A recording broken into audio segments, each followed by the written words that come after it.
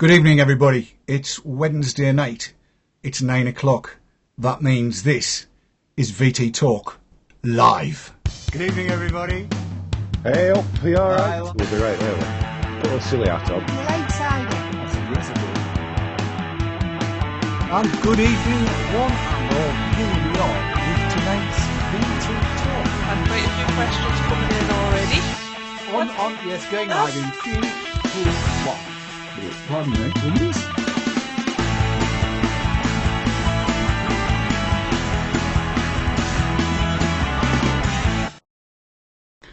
And indeed, it is Wednesday night. It's VTTalk live, and quite a serious one tonight. All about Box Elder, really, and the potential for a death to have occurred. I'm going to play you some video in, and this was put together by Kat last night, and have a watch at this, and then we've got a couple of industry experts to come in and talk about all of this. It's a serious situation and everybody needs to be aware of it. Have a look at this.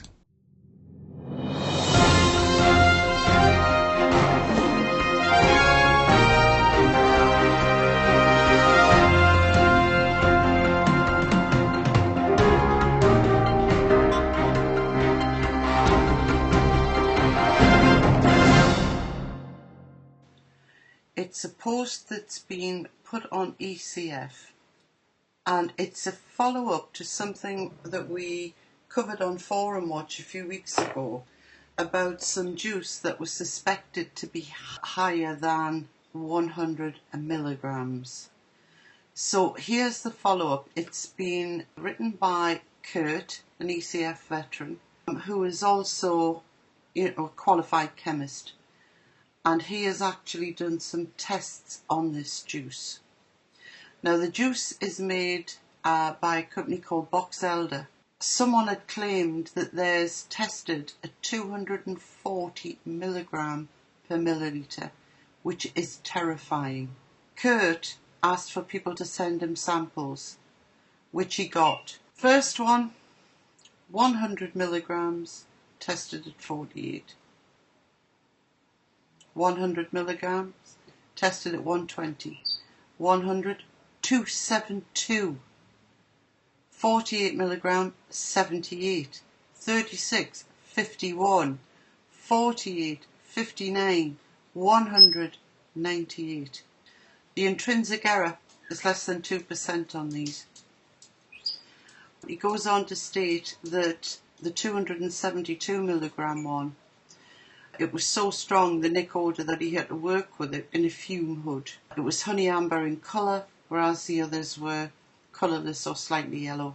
Now, it says the 272 milligram nick was likely the base they diluted the 100 milligram from, or else they were mistakenly sent a lot of 100 milligram nick that was actually 272. He goes on to ask for this company to be banned, because someone could die from this. And he's quite right, and he's also pointing out that the FDA or any powers that be would have a field day with this sort of thing. Vendors, you are now on notice, either self-regulate and know what you are selling, or else you are putting people, as well as the industry itself, in grave danger. Any vendors out there who are knowingly dealing with juices that come from Box Elder, or Box Elder are supplying the unflavoured nicotine, please have it checked.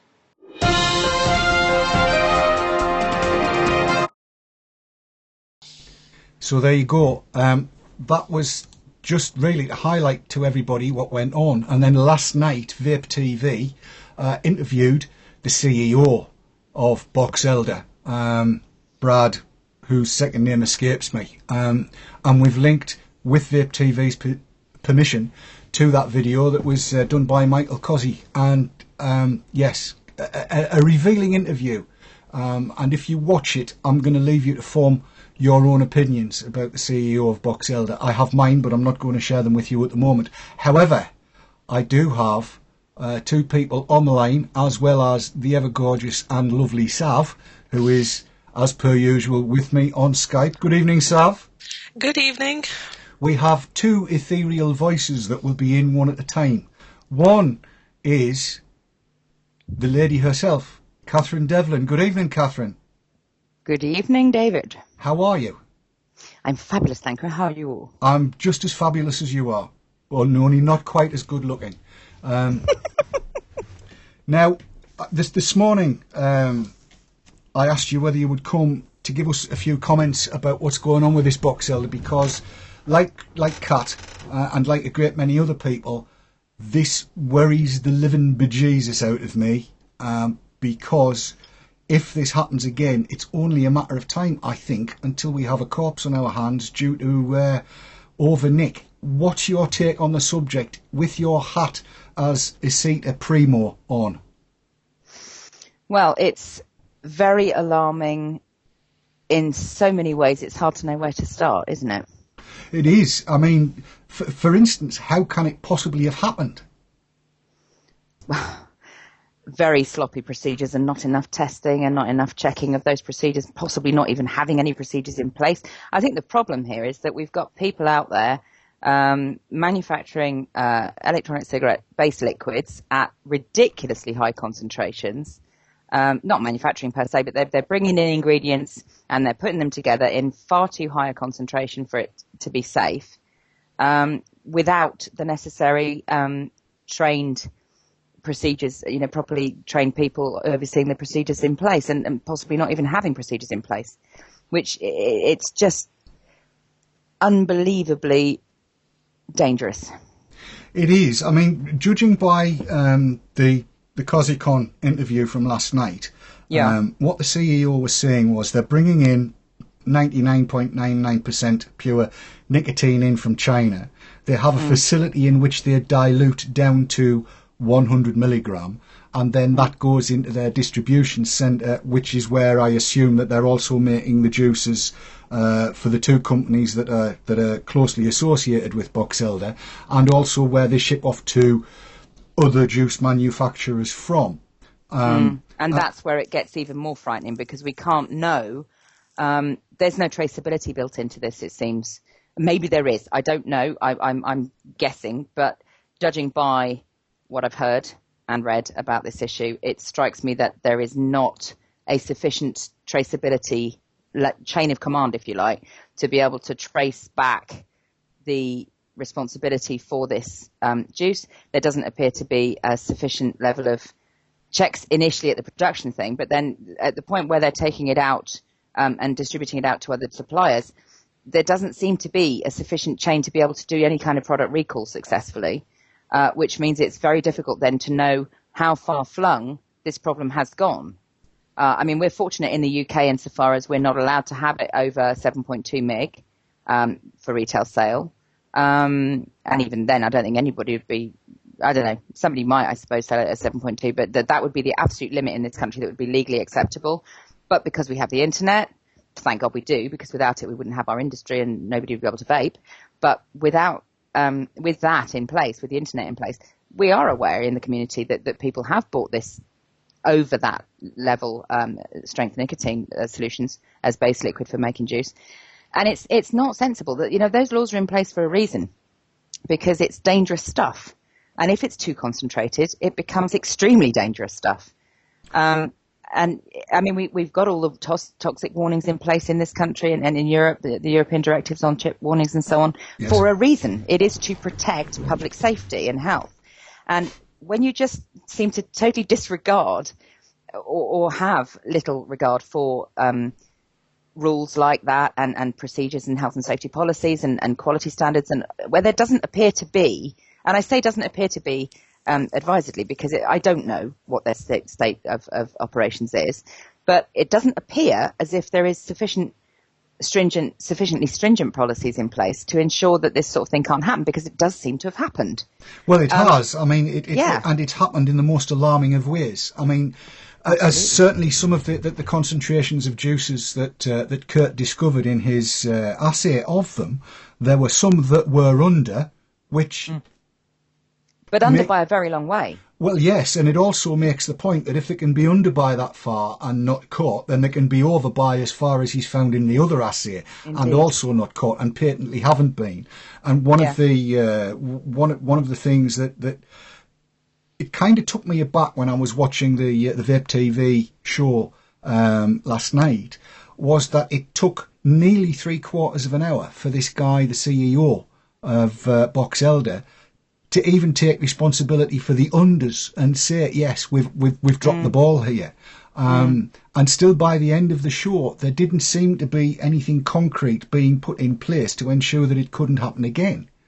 No, agreed. I was shocked by that too. I mean, he was given batch numbers, so one assumes that all of the liquid that comes out of Box Elder does have a batch number on it. But yeah, but that's no use unless it's traceable back to the original batch that came in. Well, it's where did the batch go in? Where is the batch number on the diluted stuff that goes onto the mixing floor, if you want to call it that, or into their distribution centre, or is the batch number on the nicotine that came in? Now, if it was that is the fundamental problem, because if they are putting their own batch number on only at the point where it has been mixed by them, or diluted, by them, that's not good enough, because you've got to have traceability right back to raw materials as they come in. And if you don't have batch numbers that relate to raw materials coming in, then you have no batch traceability that's worth having. Well, yes, I mean, that's got to be right at the top of the chain, but I think they probably do need to have batch numbers going right the way down, because as somebody pointed out on one of the threads, it's not possible to have 200% nicotine. And patently, when you've got a concentration of 272 milligrams per milliliter, that's come from the original dilution. It can only have been there. Well, that's 27.2%. Let's not forget that. That's not 272%.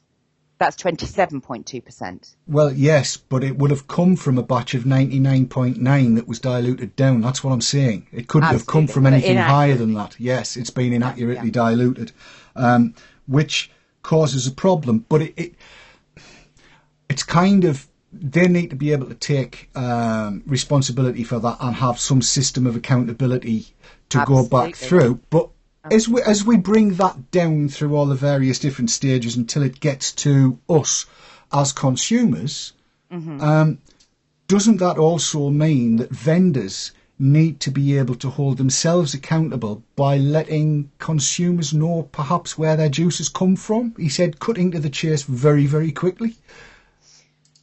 Because it worries, I've got to be honest, it worries me that somebody who is not saying who their juice supplier is might have been supplied by Box Elder or one of its subsidiaries under an own branding kind of thing. And I kind of want to know, because at the moment we just don't.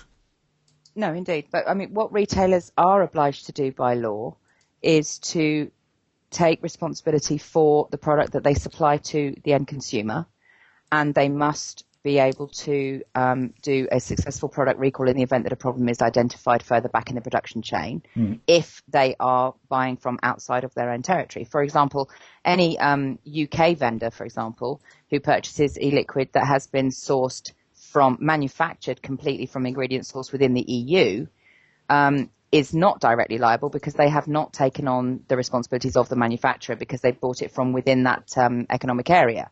However, if they're bringing in juice from China and selling it within the EU, then they actually legally are regarded as having the legal obligations and responsibilities of that manufacturer. They take on that role in law in terms of obligations and responsibilities of the manufacturer, which means they are required to be able to do every bit of traceability on every ingredient in that product, all the way back through batch numbers to the raw materials. Yes. Now, we know that a lot of them are not able to do that, and they really should be, because this sort of thing, it's all too easy for this sort of thing to end up in the supply chain, God knows anywhere, frankly, if that traceability is not in place, and if vendors don't have the correct batch traceability records, then they are really running at very high risk of directly being held responsible in law and also morally being responsible for the death of a vapor. Well, this is the point. I mean, as it happens, it's happened to Box Elder. it's my feeling that it could have happened to any, no, not any, but it could have been any of a number of vendors. There are many manufacturers. vendors. Yeah, many vendors could have come a cropper on this one. Absolutely. Yes.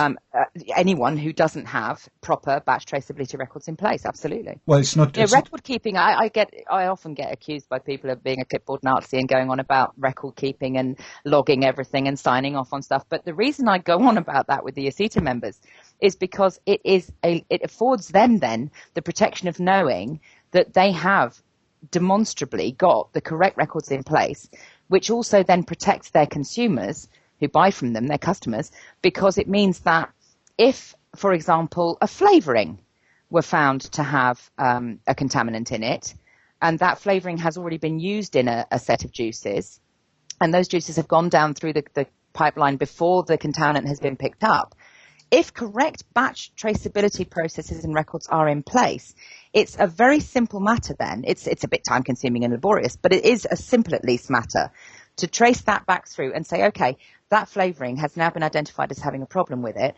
I know that went into this and this batches of my juice. So I've got to contact all my customers who bought that batch and tell them that there's a problem and recall it and refund it or replace it with a clean batch. Yes. That's the way batch traceability works in reality. It is all about responsibility, record keeping and traceability with a view to product recall in the event that a contaminant is found to be in any part of any of the ingredients. But when you come down to it, this particular issue concerns the most dangerous ingredient that's in there deliberately. Yes. Nicotine. You know, the nicotine, we're putting that in there deliberately, very deliberately, because that's what we want. With vapors, we want nicotine. Indeed. And it is deadly, deadly stuff over a certain level. Now, 100 milligrams, that's 10% weight by volume. That's not actually particularly dangerous for people who understand its potential hazards. And I'm sure that 99.9% of the vaping community that's actually sort of hardcore vapors would probably understand the risks and would probably be able to look after it okay and probably be able to handle it okay. But I have to say, I am very relieved that the UK at least has set the level lower than 10%, because I think 10% is potentially quite hazardous. Frankly, I wouldn't want to be handling 7.2 very often. It's not pleasant stuff. It's dangerous. Yes. You know, you know as soon as you get it on your fingers, you know you've got it on your fingers and it's making you feel a bit woozy and you put your vapes down and step away for a bit because it's too high, you know. But it has that direct effect on us because it's toxic. Well, indeed. At the lower levels, it's fine, but at the higher levels, it really is quite dangerous. So having something that is massively, I mean, almost 3 times over the stated dose of that very dangerous drug, nicotine, chemical, whatever you want to call it, is so far beyond irresponsible. I don't even know how to begin to describe it. Well, and I don't want to commit libel or slander or whatever it might be regarded as. So I'm not going to bandy about any kind of legal terms, but it is extraordinarily dangerous and it should never happen. Well, I mean, at this point in time, I think we've got to be on the safe side of legalities and everything else. We still, definitely, as yet, have absolutely no concrete proof that concentration of nicotine did in fact come out of box elder, and box elder is, I think, potentially being made to carry the can for something that could have happened to an awful lot of outfits, and I think we need to say that up front. Absolutely. However, I will say this: if it did come out of box elder, what I don't understand is why they're not doing something as simple as a pH test with a meter that's accurate to 3 decimal places on the base liquid at every stage going through. And why, given that, you know, they're working in massive commercial quantities apparently, why aren't they GCMSing big batches? If they're producing 50 gallons of 100 mil, why not GCMS it? It's cost effective for them to do it. And these pH testers are only 500 quid that will do the job. In fact, it's not out with the capability of most of the vendors in the UK that have got a decent business to buy one of these things, pick up a bottle and test it at random themselves, of base liquid, granted, not necessarily the flavoured. And it just beggars belief that this kind of mistake can have happened. Now, the CEO of Box Elder owned up to the concentrations of Nick, the 42 milligram that was labelled at 100 and the 52 that was labelled as 100. He owned up he to did those. admit short selling on that, yeah. Yes, he owned up to those straight away, but he wasn't prepared to put his hand up for the ones that were going to kill. You know, and that just struck me as well. But you ought to know. He ought to know what's going out of the door, and the vendor ought to know what's coming in the door. Now, Absolutely. With your ECITA hat on again, I know, because you told me earlier, that ECITA has steps in place to be able to allow every vendor in the UK to get that kind of, what's the word I'm looking for, comfort in knowing that what they've ordered in is what's coming. And I would love if you would share that with the viewers. Yeah, we're actually really excited about this. This is actually a sister company. And just while we're going into this, I just ought to declare up front now the conflict of interest. It's obviously been declared to the ECITA members and they're fine with it, but so that everybody out there knows, there is a new conflict of interest. Not only is Decadent Vapors run by Peter Cole, my brother, but he's also appointed me now as a director of that company, Decadent Vapors, the UK manufacturer of e-liquid, with a view to my helping to organise the business management. I'm not involved directly in the production of e-liquid here, but I am involved in the business management. So I am a director of the company and I am, legally responsible for it. So that needed to be said. Also, Crossbow, that a lot of you know, my business partner in ECITA, also my boyfriend, he has also come into the DV team as technical advisor to the lab because he is a qualified chemist. And so it was relevant for him to assist with the lab processes. Obviously, Pete's not a qualified chemist, but he's just a genius. But it's useful, especially now that we're handling. Well, is that up for question? I'm not convinced it is. No, I was just thinking that was a bit. He's a weirdo as well, but he's a genius. He's a genius weirdo. Bit of sisterly love, but I don't disagree with it. The point, he's my hero, bless him, I love him. But the point is that the conflicts are there, if you like. But in this situation that we now find ourselves in, working together very closely with Pete, and of course Pete is a founding member of ECITA as well, so it's all interlinked. But what we have done together, the three of us, is to establish VK Scientific, which is an offshoot of the consultancy which manages ECITA. And in there we have a GCMS machine, which we're in the process of getting all the bits we need for, the reagent column and the carrier gases and so forth, with a view to being able to offer testing to this industry, not only to ECITA members. We will be able to offer it to non-ECITA members at around the £300 a test mark. That will include the full report, which shows the GCMS mass spectra. It shows the chemical analysis of that by the qualified chemist, Tom. Mm-hmm. It also will show what that means, and it will show that the nicotine content is correct and that there's no contaminants in there. And this is the testing that we're already having done at the moment using a public laboratory through ECITA, which has been questionable sometimes because their standards are not particularly great, which is why we decided to set it up ourselves. Because Tom was endlessly frustrated, Crossbow, was endlessly frustrated by the fact that the public analyst lab was not doing their job properly. They were not testing to a sufficiently stringent level of detection limits. Right. For example, they were looking for diethylene glycol. That's one of the big ones that we test for, obviously, because we're all frightened of DEG, because it's nasty stuff. But they were giving us a detection limit of originally 1%, which is just not good enough. We need to down much lower than that. We needed to be looking at sort of 0.1% detection limits. Yes. Not for any legal thing, but just so that we are absolutely protecting the vaping community. That's what this is all for. So that sort of thing was just really irritating. And so we ended up moving forward to getting our own testing, being able to be done in-house so that it's really done to the proper standards. So that's coming soon, and we're really excited about that. There'll be other testing that we'll be able to do through that as well. We're looking to do ROS testing of the hardware to make sure that there's not hazardous substances in the actual hardware as well. But that's going to be coming early next year. We hope to have the GCMS up and running by the end of the year.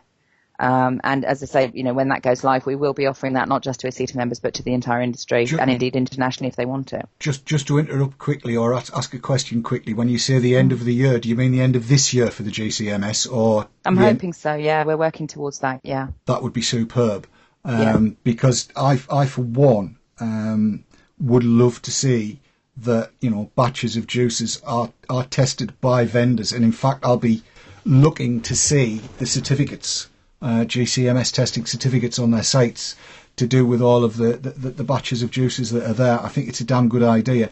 And just I think a lot of our members have actually published the reports that we've sent them on the testing that they've had done. Yes, it's a good idea to do, but I want to see that, if you like, industry wide, not just to ECITA members, but everybody else. Absolutely. Absolutely. Just to pre-warn Crossbow, I'm going to be asking him, as a qualified chemist, about home testing and whether there's anything people can do with any juice that they're not sure about. And also, I think people might want his advice on how to dispose of suspect nicotine-containing fluids Right, safely. well, you're going to have to surprise him with those, I'm afraid, because he's not actually listening at the moment because I'm on the headphones. Oh, I see.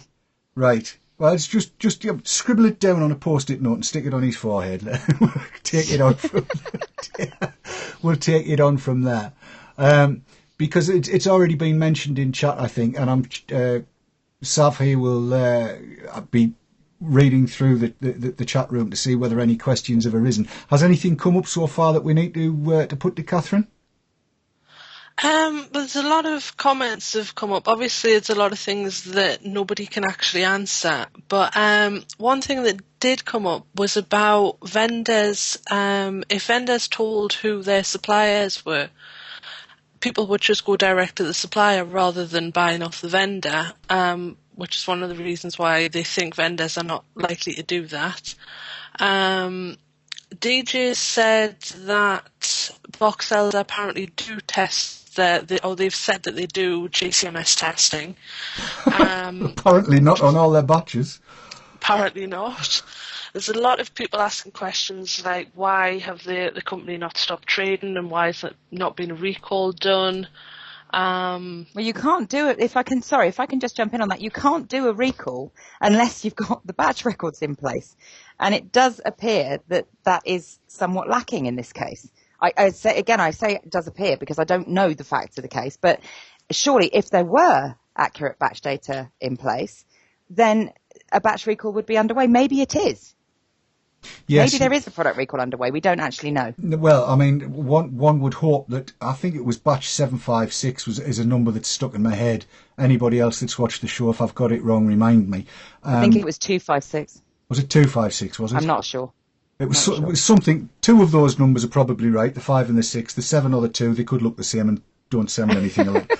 But I mean, whatever the batch number was that had been tested by Kurt, you would have thought that by now Box Elder would have had some kind of recall just to be on the safe side. And actually, something else while we're talking numbers that I do want to say, I am absolutely appalled at the number of Americans that tuned into the show on Vape TV last night. They had 283 people who were concerned about being able to live to a ripe old age by not getting overripe and over-concentrated nicotine. I would have thought, given the number of vapers there are in the States, they should have had hundreds of thousands of people tuned into that. Absolutely, that was my thought as well. That is so worrying. It really is, because that means that there are tens of, possibly hundreds of thousands of vapers out there in the States who are not aware of this. And that's really, really worrying. Or potentially not aware of this. Well, and the thing about it is they're only going to be made aware of it, I think, if the mainstream media get hold of it. And if the mainstream media get hold of it, they will blow it up out of all proportion, and then all hell will break loose with the FDA and with the MHRA over here. Exactly. I mean, to that degree, I suppose they're in a bit of a cleft stick. And Box Elder, I feel, at any rate, needs to be saying, right, here is a list of everybody that we have supplied. Yeah, and that would make a lot of sense. Every retailer that we have supplied needs to contact all of their customers. I mean, it doesn't affect, I'm hoping it doesn't affect me, because I don't think I've ever had any juice that has originated from Box Elder. But I have to say, I don't know. And I don't think anybody in the chat room now or anybody in the country that's bought juice actually knows, unless they've only had Decadent Vapors, Dick Hang, Hang Sen, or any of those, the likes of Pink Spot, that are specifically sold and they know where it's come from. But we don't know who Box Elder's been supplying.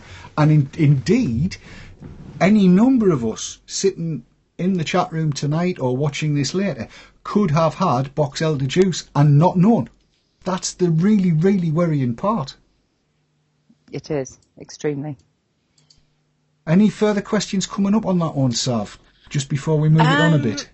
I've had a couple of questions came in as you're talking. Microsoft's saying, can there not be a body to do random tests on UK vendors' base liquid? And Gary Dibley's asking, what will happen to the vendor in question with this dodgy liquid? That's an interesting one. I know Michael Cosy last night on the show was saying that he didn't want to pull the CEO of Box Elder through the keyhole. And he wasn't looking to kind of make him a scapegoat or anything.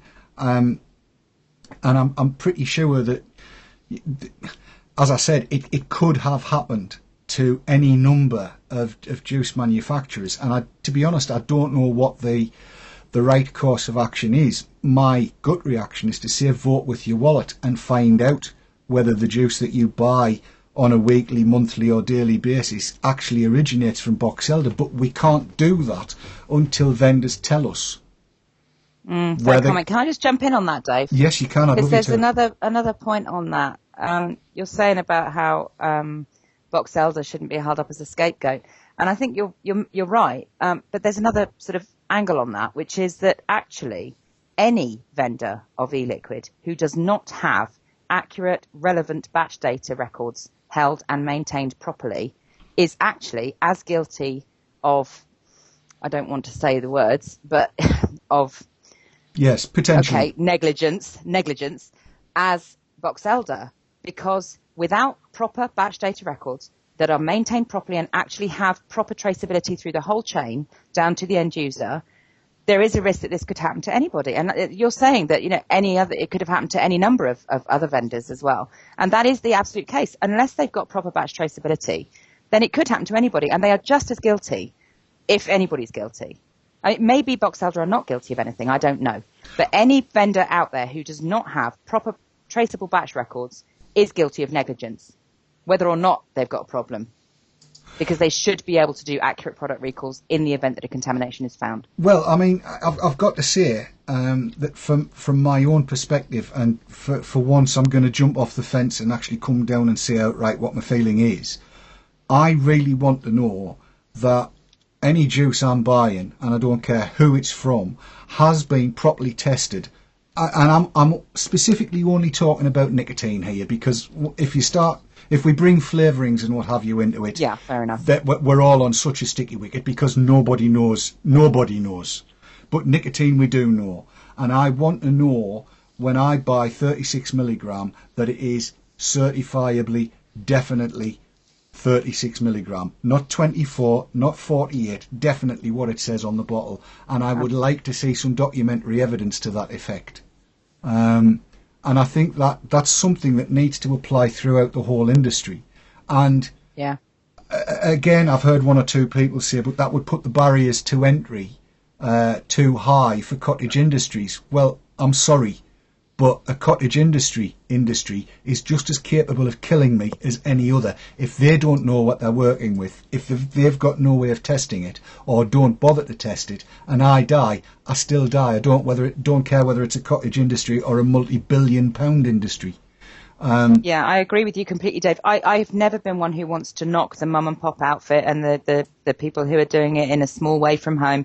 But unless you've got proper standards in place and unless you're prepared to invest in your business sufficiently to ensure that you've got the proper standards in place and you are testing, then you should not be selling product to the end user. And that applies to any industry. Well, yes. I don't want to think that I'm using a soap that's been made by someone who hasn't got proper standards in place because they could put acid in it or something.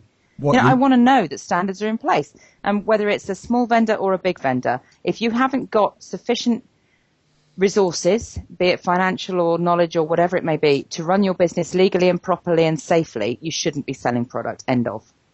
I would agree. And it's nice to hear you saying that. And I hope and trust that kind of standard gets applied throughout the whole industry. And I've just seen a flurry of activity in chat. Sav, have you? Yes, there's a lot of people sort of wanting to know where the nick came from. the sad news, DJ is saying the sad news is the only way you're going to guarantee is through regulation. Bez is saying I think the main problem to watch out for is that if people get hold of this, they're going to have a field day with all this information. Yes. That's the type of stuff we're getting through from chat at the moment. It's a very interesting point that Bez makes, and I mean, I was in two minds about how to handle the whole thing tonight, but it's such an important topic that we couldn't avoid it. But it does worry me what the antis will make of all of this, and I think it is possible that it could cause all kinds of ructions. But I do think that if ECITA have got things in place and their self-regulation, what's the word I'm looking for? Help me, somebody! I'm having a senior moment here. Yeah, but the self-regulation options that they have are in place and can be worked across. That's fine too. I know ECA as an organisation is looking as well for vendors to operate to these standards. And as we've said, a simple 3 decimal place accuracy pH meter is actually good enough to do the job. And unfortunately, we appear to have lost Katherine. We do. Which is a bit of a shame. So I'll try to answer things as best I can from where I am. I'll try ringing them back up again and see what happens. One never knows. No, they're offline. So yeah, go on. There's another comment that's come in, which is quite an interesting one, again from Vaporway, who says, there's still no proof that Box Elder supplied this danger juice. If it's not them, then is there someone out there who is willing to spike e-liquid to dangerous levels? Well, that's a very valid point. And as I said earlier on, I mean, at the moment, we don't have any concrete proof that it did actually come out of Box Elder. But if somebody out there is prepared to spike the juice, as you say, to sabotage it in order to cause Box Elder to have a bad name, A, they've done a bloody good job, because that appears to be what's happening, and B, if they have, and if they can be found, and if they can be identified, they need to be charged with attempted murder, because that is effectively what it is. It is attempted murder. Mm-hmm. I don't see that there's any two ways about that. As far as I can see, that's exactly what it is. I mean, anybody in their right mind must know that a concentration of 272 milligrams per milliliter, call it just under 300 for sake of argument, that would put me flat on my back, and I get through a lot of juice a day, a lot of 36 milligram juice a day. Now, you know, because you've seen it, I've had 54 milligram in 2 atomizers on top of a double barrel silver bullet, so that's effectively 108 that I've taken a drag of. 3 draws of that and I was flat on my back and just completely useless. 272 would put me in hospital, but I dread to think what it would do to somebody like Keith. Well, I mean, even someone like me, even though I've been vaping for a long time, I only vape up to sort of 11 milligram maximum. Yes. So, and the thought of dropping that on your skin, you can feel it when you drop 52 on your skin. So to drop something like that on your skin, the thought is just terrifying. It doesn't kind of edify you in any way, shape or form. The whole, I know somebody was saying earlier about how do you know who's supplying the juice that your vendors sell.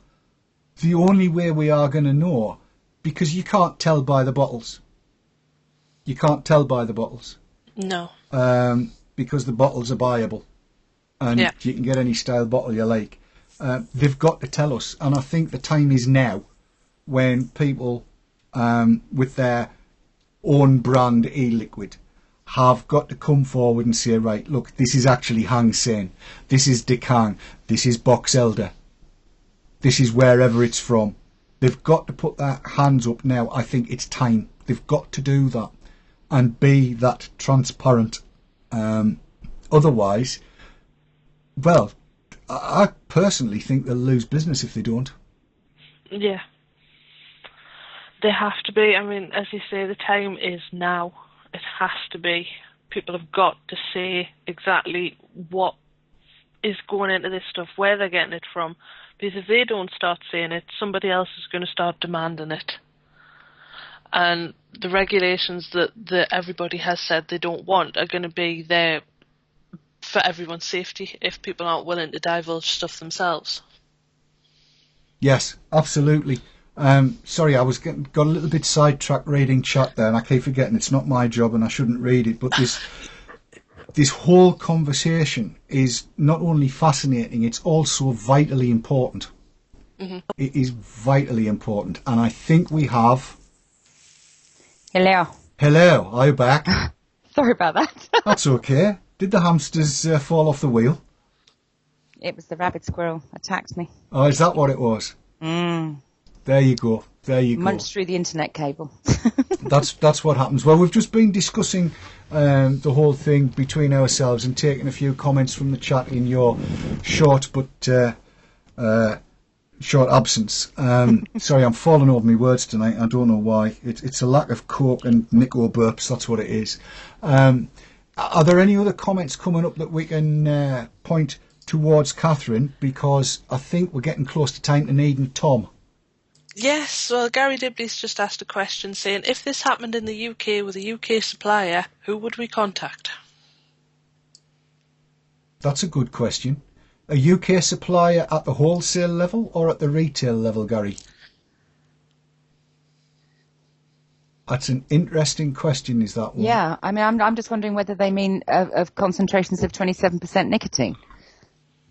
Well, that's the point. I mean, if that did happen, who do you tell? Well, Gary's saying retail, but chat would like to add that to both. Both retail and... Well, I mean, from my point of view, and Katherine, jump in any time you feel you need to. I mean, if you've bought from a retailer and the juice that you get tests out at 270 milligrams per milliliter, then the first thing you need to do is get onto the retailer and say, "Oi, there's a rabbit adrift, and we also need to get onto your supplier." At that point in time, they've got to come clean about who the supplier is, because it wouldn't just be that retailer that was affected. I wouldn't have thought. It could be all of them. That's the bit that really scares me about this. I don't know whether any of the retailers in the UK are reselling box elder juice, and if they are, I need to know, because I don't want it. Yeah, I think there's also a layer at which you'd need to be notifying trading standards, who would be overseeing the product recall. I'm assuming non-ECITA members. If they're ECITA members, you'd be contacting trading standards and ECITA. I can assure you it wouldn't happen with an ECITA member, that's for sure. It would be a very, very, very serious issue, because the legal limit in this country for supply at the retail level is 7.2%. That's 72 meg. Yes. So if you had a product that had been sold under retail to a customer in the UK or in Europe, well, in the UK, at more than 7.2%, that means that a crime has been committed anyway. Well, yes, but I mean, aside from the legalities of it, it could happen accidentally. And, you know... how could it happen accidentally? By a bad titration or a bad solution being made. It's possible to do if, for instance, you're using 5 kilogram bottles of nicotine, let's say, and 5 kilogram bottles of a glycerol of sorts, and you happen to pick 2 bottles of nicotine up to put in when you should only have put 1, or if it's happened at a shift change, you know, "Billy, did you put the nicotine in?" Don't think I did, no. It's down to record keeping, I know, but it could happen through negligence rather than... I don't believe in accidents. But it's down to record keeping, but it's also down to testing at that point. Absolutely. I mean, as soon as you dilute your juice, you should be testing it. Absolutely. I mean, this is the point we've been making right the way through the show. And the vendor, when he gets it in, should also be testing it. This is the point that we've been making all the way through the show. But it's entirely possible, I suppose, that if somebody's buying in 30ml bottles, a whole batch of 30ml bottles in from a particular juice supplier, and you've got half from one batch and half from another, there are many, many ways you could miss this out. There are many ways it could happen that wouldn't necessarily be done with criminal intent, shall we say, or criminal negligence. It's just... Okay, yeah. Look at the draw. So, but to answer Gary's question specifically, if that were identified as an issue, then clearly the consumer in question who finds it, whoever discovers it, should report it. In terms of who do they report it to, they should report it to Trading Standards and/or ECITA. Yes, and/or ECA. And definitely yeah. the retailer, because the retailer needs to know to stop any more from going out. Well, of course. Yes. Absolutely, to get the product recall in place. But, absolutely. Again, we're back to, I know I keep banging on about it, but if you haven't got traceable batch numbers, then a product recall is not actually possible. And the reason why we bang on about batch numbers within the industry to the members of ECITA is that actually it protects the industry, it protects the vendors if they've got proper batch traceability. Because if they haven't, and a problem like this is identified, then they are legally obligated to remove all products from sale and yes. recall all the products they have sold, and they will lose potentially millions. And not many businesses can afford to do that. So batch numbers are there to protect the consumer ultimately, but they are also one hell of a layer of protection for the vendors as well. They protect everybody's backside, it's true. Absolutely. Now, Catherine, as much as I would like to sit and jaw on with you for hours like we usually do, you want Tom, don't you? I'm going to ask you if you'll put Tom on yes, because we've got 15, 14 minutes, 12 minutes of the show left, and there are a couple of technical issues that I think people might want to put to him, like the home testing kits. So, Tom, can we have Tom? Thank you, Catherine, so much for coming on. No problem. Thank you, darling. Bye. Bye. So that was Catherine Devlin, head honcho at ECITA, or one of the head honchos at ECITA, and as we've discovered, a director of DV. Good for DV and good for her. And now we have Crossbow Tom. And if you don't know who he is, get onto UKV. I'm proud to call him a friend. Are you there, Tom? I am indeed. Lovely man. Good. Now, technically wise, these home test kits using a blue indicator, can you tell me how accurate they are, how easy they are to use, whether they're worthwhile getting? I haven't looked at them in any detail. But the science behind them is very good. They should be accurate to within, say, 5%. That's 5% of the result, not 5% of nicotine. Absolutely, yeah. Good. Because 5% is an awful lot. Indeed so. Would you, I mean, in your opinion, and I know you can speak as a qualified chemist on this one, is it worthwhile? I mean, I've got no idea what they cost, but let's assume it's 20 quid or less for a starter kit of this testing gear that's available. Is it worthwhile the home mixologist having this stuff to hand to check the juice that they've got? Well, I would say yes. What price, peace of mind? Well, quite, yes. Because it does occur to me that although the 272 milligram nic would have been fairly easily identifiable by the smell and the pungency in the eyes, the difference between the smell of 36 and 72, by my own experience, is not that marked. Indeed so, especially not if it's originally high-quality nicotine to start with. Well, that's exactly the case.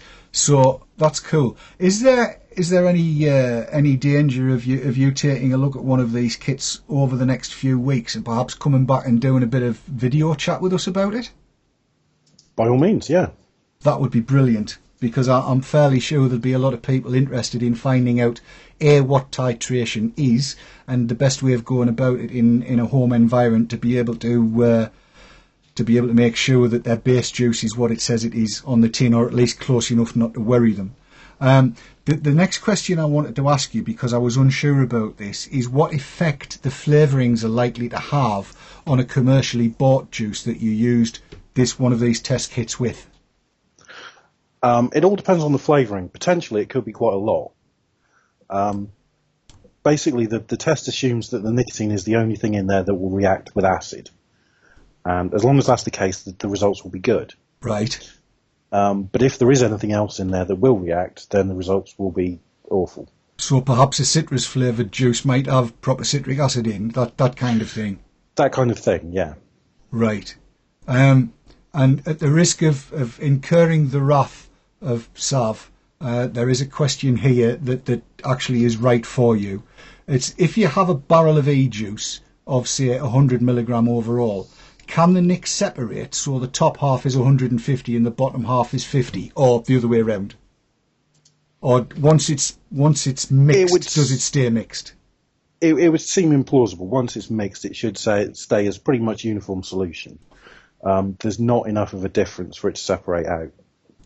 Right. That's something I'd wondered about that. I mean, my gut feeling was that wasn't going to happen, but I had heard people say, well, it could have settled and the nick could have floated to the top or sunk to the bottom or whatever, but I've never seen anything like that. No. I mean, I would say that the only way you could get that kind of concentration is if it wasn't mixed properly in the first place. Right. And that's possible to do, I assume, if the vat's not correctly operating. Yeah, I mean, it's all down to how you mix it, really. And there are things you can do that would make it easier and things that you can do that make it harder. Yes. Obviously, if you put the least dense thing in last, it's harder to mix it in. Right. So if you say you put half the amount of PG in and then the nicotine and mixed it, it's easier to mix because it's only half the volume. Whereas if you put the whole volume of PG in and put the nicotine on the top, it'll be incredibly difficult to mix. Right. Just from the bulk you've got to move to mix it in. Yes. So you're better off if you are mixing at home then getting a small amount of base and diluting that down with more of the diluent. Yeah, do it as a sort of two-stage dilution. Yes, that makes sense as well. It's just a lot easier to homogenise the solution that way. Now there's a big word for everybody. There were one or two comments in the chat that Katherine uses big words. We've now got homogenisation in there as well, so we can all join that club. Sav, are there any further questions that Tom would be suitably qualified to give us the gen on? I'm just trying to have a look through here. There was one question that I actually read on a forum, and it was very much about that. And someone was asking, what's the difference with the separation with PG and VG? Because there was a thread around a while ago about a certain vendor that had problems with their VG liquid, and they did a recall because the nick was, there was, I think they called them hot spots of nicotine sitting in the VG. Is that possible, Tom? Again, that would be down to poor mixing. Obviously, VG is very, very viscous and thick and hard to mix.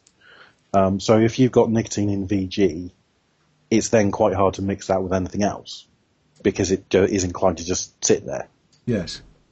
But all the glycols are mutually soluble, so once you've mixed it in, it'll stay mixed. Right. Well, that was the bit that got to me. I mean, I've seen a few of these industrial mixing vats, and my God, they don't half give it a whipping, and they give it a whipping for a hell of a long time to make sure it is properly mixed. So the likes of those hot spots, it should not happen in a proper commercial operation, I think is what we're saying, isn't it?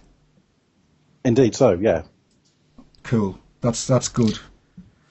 There's a question came in regarding this from Vaporwave saying, have tests been done on the way nick vendors mix and over time and temperatures and things like that? Do we know for definite that there is a right way and a wrong way of doing it? Tom? I've not seen any studies done. Right. But there is, I mean, obviously, the longer it is mixed and at the right temperature, I would imagine with a glycerin that is viscous at lower temperatures, it does thin out a little as it warms up. Yeah, although heating anything with nicotine in would be problematic. Well, it's never a good thing. It does readily oxidise. Yes, that's true. That's true. That said, I'd rather have a slight straw colour to me juice than have a bottle of pure nick turn up. All of these things are possible, I suppose. So yes, I mean, what we're saying is that the mixing of this stuff is quite a technically demanding operation, and is best not undertaken by amateurs. Indeed so. Especially with pure nick. I mean, once it's, as you say, once it's mixed into a glycol base, it's less of a problem. But when any of the recipes say shake well, they mean shake very well for a long time. Would that be about right? Yeah, when it comes to mixing, there is no overkill. Indeed. Shake it, shake it, shake it. Shake it like Andy polishes his mods. It's the best thing we can say. Just polish it for as long as you can. It's good practice for the lads and good practice for the ladies. Just don't grip it too hard while you do it. The lads know what I mean. Stop shaking your head, Sav. Well, we've got there. There you go. Any more coming through on that little lot? Because there is one Yes. question I have seen pop up in the chat that I would like to take. You can take that first, and then we can deal with these ones after. Well, again, it was Vaporware saying, are we all willing to pay double the price for our e-liquid to cover all the extra costs of more tests? My answer is yes. Yeah, mine too. It is incredibly cheap now. It's not expensive. Even the most expensive of the suppliers is cheap in comparison to certainly what I used to pay for ciggies. And at the end of the day, what price your life? It's that simple.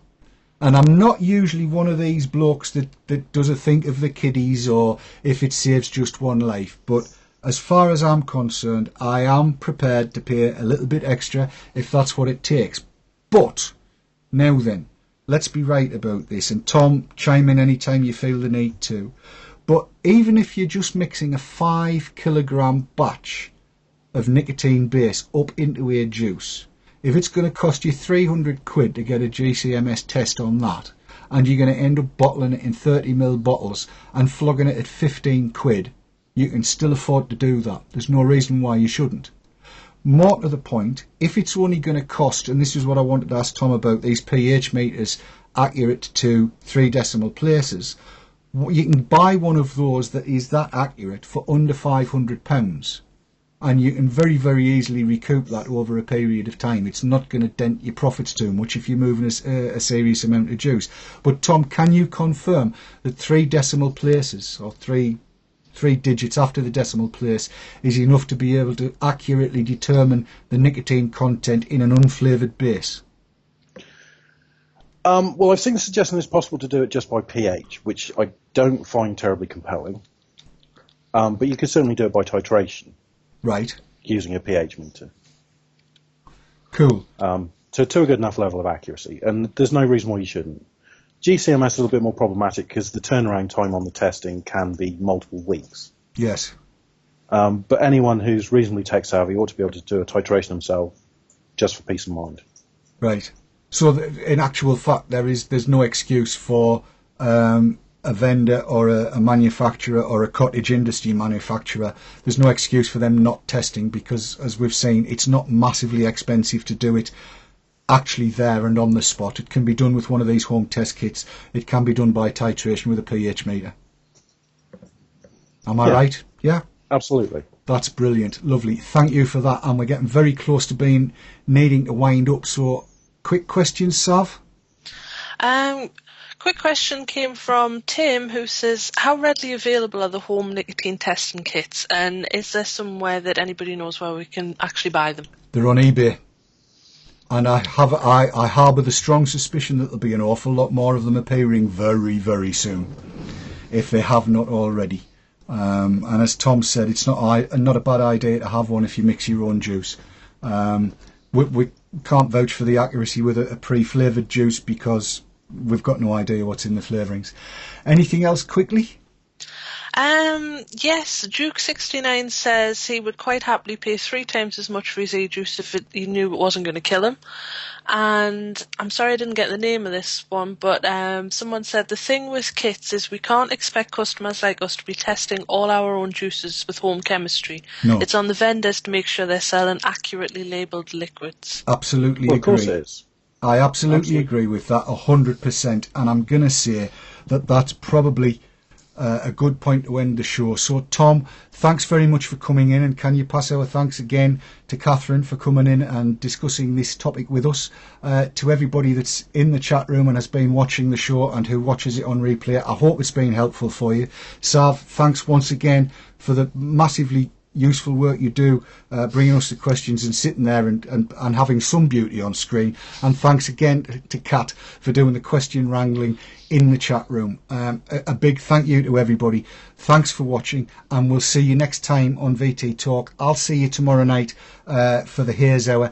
Got some lovely stuff to look at. Until then, from everybody here, thanks for watching and good night. Bye-bye. Good evening, everybody. Hey up, you alright? We'll be right there. Put a silly hat on. And good evening, one and all. Here we are with tonight's VT Talk. questions coming in already. Yes, going live in 3, 2, 1. Pardon me, please.